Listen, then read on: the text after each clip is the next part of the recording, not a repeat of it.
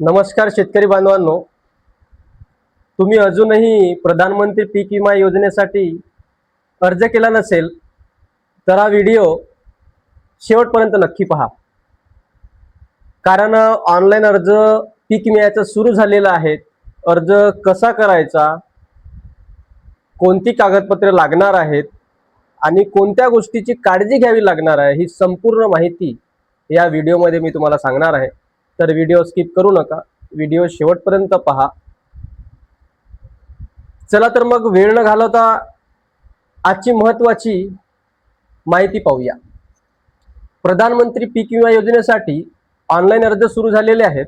या योजनेसाठी नैसर्गिक आपत्ती, अतिवृष्टी, गारपीट, दुष्काळ किंवा इतर कारणांमुळे पिकांचे झालेले नुकसान यासाठी शेतकऱ्यांना आर्थिक मदत मिळते.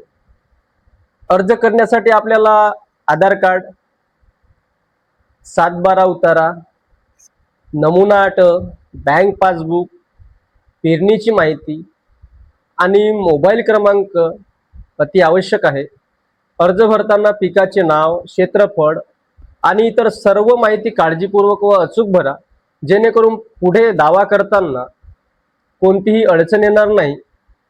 आता अर्ज कसा आणि कुठे करायचा, तर मित्रांनो, अर्ज हा आपल्या जवळच्या CSC केंद्रामध्ये अर्ज करायचा किंवा शासनाच्या अधिकृत संकेतस्थळावर जाऊन सुद्धा तुम्ही प्रधानमंत्री पीक विमा यासाठी अर्ज करू शकता.